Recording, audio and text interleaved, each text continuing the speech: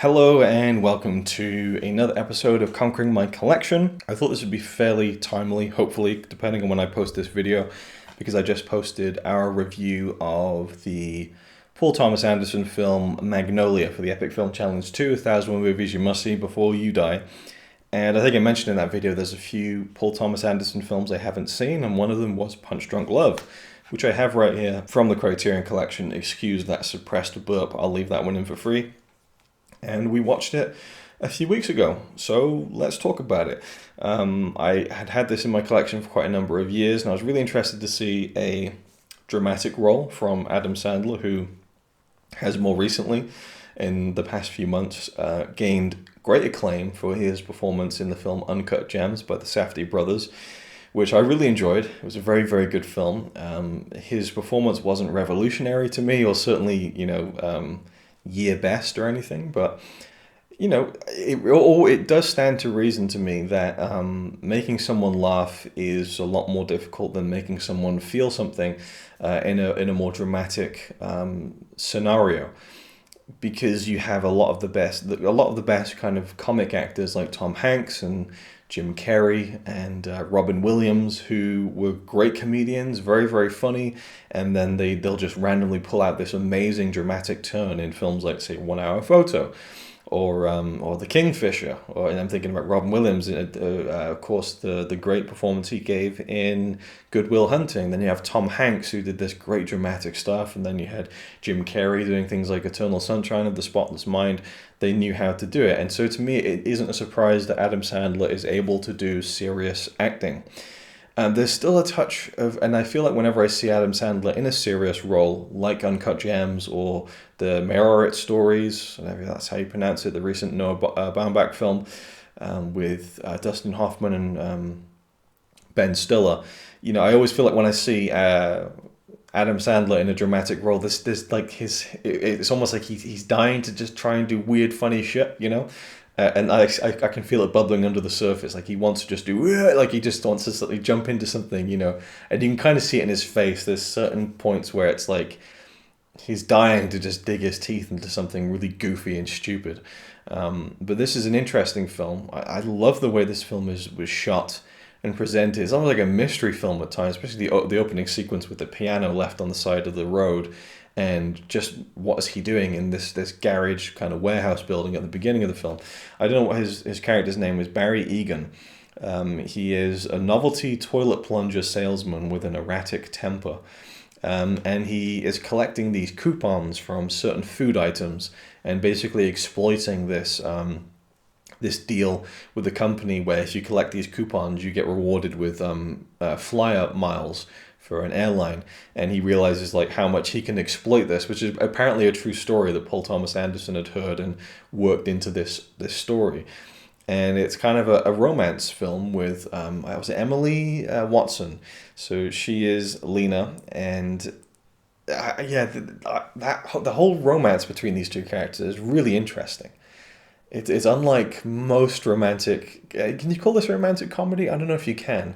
It kind of is a comedy, but it kind of is a drama at the same time, and there's definitely the romance element. But I don't know. I really liked this. There's a scene that actually really reminded me of Uncut Gems in a way, which is when I can't remember what's happening exactly, but he's kind of, a lot of stuff is happening at the place he works. There's just lots of stuff going on. There's people saying this, people saying that. I think the phone's ringing, and there's this weird kind of weird like ambient score going on that's really like annoying and kind of loud, and it's kind of like stressful, and it's kind of building the mood of what the character's going through, and it felt very Uncut Gemsy to me, where it's just like, release me from this tension, and it kind of was a bit overbearing, but that felt like the point. And I don't have too much to say about this one. I really like Philip Seymour Hoffman. He kind of pops up, I guess, towards the end of the film in a fairly memorable role. I love the scene that they share together in person. But also I love the predicament he finds himself in when he calls up this sex line, basically. But he doesn't want to talk sex. He doesn't want to get off. He just wants to talk to someone. And he has this anger, like it says in the back of the Criterion cover, an erratic temper. He gets very angry and will occasionally just smash shit up, and that is very key to some of the tension in the film, because it builds it up to a point where you're not sure what the hell he's going to do next. When is he going to snap? How is that going to manifest itself? How bad is it going to get? You know, and ultimately it kind of explodes in the moment where he needs it the most, which is kind of a really entertaining sequence, actually. But you ultimately get to see why he is the way he is when you meet all of his sisters. And I really liked how that whole backstory was slowly unpeeled throughout the film. And I also loved how Emily Watson's character, her intentions were revealed throughout the film. But the whole sequence where he's phoning up the sex line and he just wants to talk, and the way that they are kind of asking for all his details, and then you see him kind of pause, and you're thinking, don't give away all that stuff. Like, that's a lot of information. And then they've kind of dug in their scam to him, basically, and they're not leaving him alone. And just the stress levels, again, very like Uncut Gems to me. There was a lot of stress in this film. And stress about the budding, you know, romance between him and Emily Watson and where that was going to go. And yeah, I really enjoyed this. There's not too much to say about it for me, but I did really like it. I would definitely watch it again.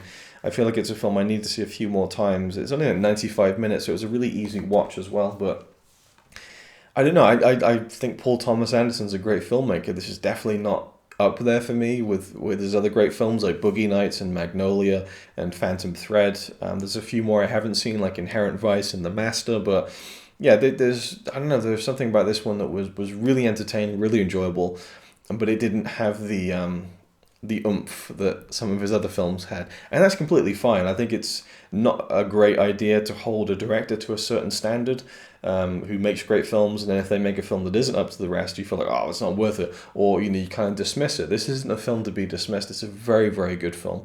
I enjoyed it very much, and Adam Sandler was very good. And the cinematography in particular, I just love the way that light was used in the film. In the sequences at the beginning, when it's like the dawn is just breaking. I don't know. When I think about the film, I think of the lighting. And even a sequence when he goes to visit her, and they're kind of this kind of beachside location, like the low light, but just, I don't know, the film looked gorgeous, and that was kind of a big part of the enjoyment for me, actually. But I was kind of wrapped up in the character and what he was going to do, Barry. And there's a couple of funny moments, but it really is it calls the score in the film a Baroque futurist score. I guess I would agree with that. It was a very strange score, but I liked that it was strange. I liked that it was different. It says an idiosyncratic ode to the delirium of new romance. That's a really interesting way to put it that I think I would kind of fall in line with, actually. It's definitely idiosyncratic, the film, but I think that's its strength, and so I really enjoyed this one. If you've seen it, let me know your thoughts. I know this is one that people really, really like, so I'd love to hear people's extended thoughts on it if you have any, because I don't feel like I did get everything from it the first viewing, and it is definitely one that I'm glad that I have the Criterion for, and one that I'll definitely go back to again and again. I mean, just like the colour on that, for example. I just really love the way this film looks. A really big part of my enjoyment was the way the film looks.